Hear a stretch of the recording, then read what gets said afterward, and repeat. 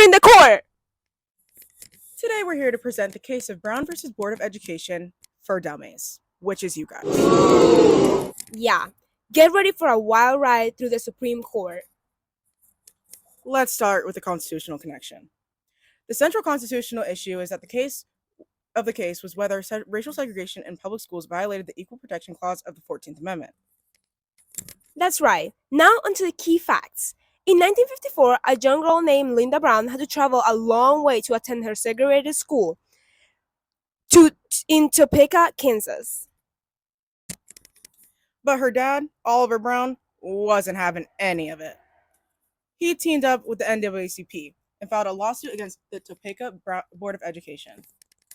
The big question before the court was whether separate schools for black and white children were unequal and therefore unconstitutional. Spoiler alert, it is. And what did the court hold, you ask? Well, they unanimously ruled that segregation in public schools was indeed unconstitutional. Oh, Wait. it's a landmark. It's a landmark case. Absolutely. This case paved the way for desegregation across the United States and had a huge impact on civil rights. Wait, hold on. Someone's calling me. Hey, Mrs. Spice. We're kinda in the middle of something. Guys, I need your help playing Connections. I just can't get the last one. Can you guys explain this to me? Wow, that's quite the spread of cases. Yeah, I think we might need to learn more about each one and see if we can find a connection between them. So I'll start out with Plessy versus Ferguson. In Plessy versus Ferguson, the Supreme Court upheld the doctrine of separate but equal and allowed states to maintain segregated facilities. In Bowling versus Sharp, the case focused on segregation in the District of Columbia, which falls under federal jurisdiction. It relied on the Due Process Clause of the Fifth Amendment. And it was all because a group of African American students were denied admission to a DC public school because of their race. They sued, alleging that racial segregation violates due process guaranteed by the Fifth Amendment. In a unanimous decision, the court ruled that segregation denied Black students due process under the Fifth Amendment. The court held that racial segregation in DC schools was as unconstitutional as segregation in state schools. Yeah, also in Briggs versus Elliott, the court ruled that Black schools in South Carolina were inferior to white schools, but denied the plaintiffs' request to abolish school segregation. Instead, they ordered the school board to begin equalization of the schools. Also, when we are looking at Rajan versus McCray, we must go back to Brown versus Board of Education, where they ruled that racial segregation in public schools violated the Equal Protection Clause of the 14th Amendment of the U.S. Constitution. However, the ruling of the United States Supreme Court did not impact racial segregation in private schools because private schools funding does not come from the government.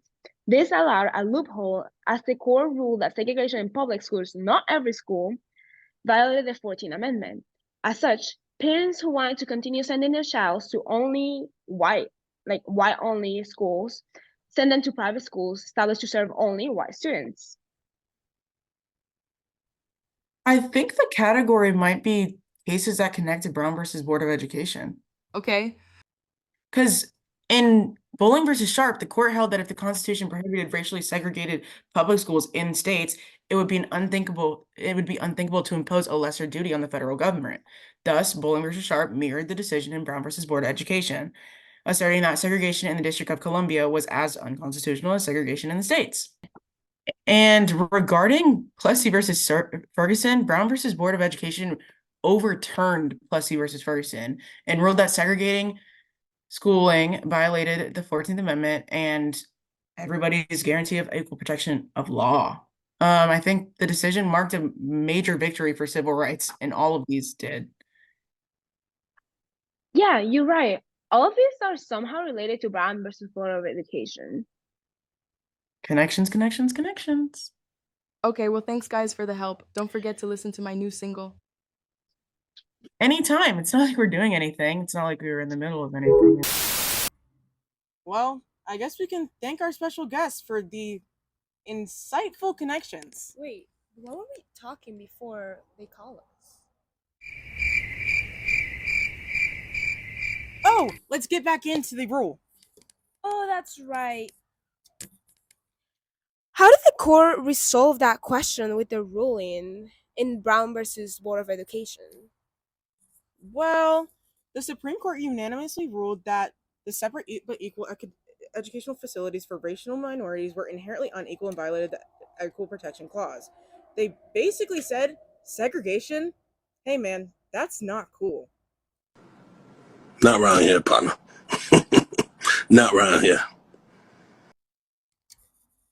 Oh, this case was a game changer. It paved the way for the segregation in schools and beyond, challenging discrimination and laying the foundation for civil rights movements to come. It was a victory for equality and justice. What a rollercoaster ride of legal drama. And now, for a trick to remember this case, picture a giant brown board, but instead of writing on it, we're painting rainbows of equality. That's one colorful way to remember it. All right, let's wrap it up with some additional tidbits about this case. The journey of Brown versus Board of Education was a long and arduous one, winding its way through the court system until it reached the hallowed halls of the Supreme Court. Arguments were fierce on both sides, with proponents of segregation arguing for the preservation of separate but equal facilities, while the other side fought for the fundamental rights of equality and integration. And let's not forget the cast of characters. Chief Justice Earl Warren led the charge, delivering the opinion of the court that forever changed the landscape of American education. Bravo, bravo. And where do we rank this case in terms of importance? Let's just say it's at the top of the charts. A landmark case that continues to inspire and resonate with generations to come. And with that, we adjourn the session of Supreme Court shenanigans. Thanks for joining us, folks. And remember, justice may be blind, but it's always got a sense of humor.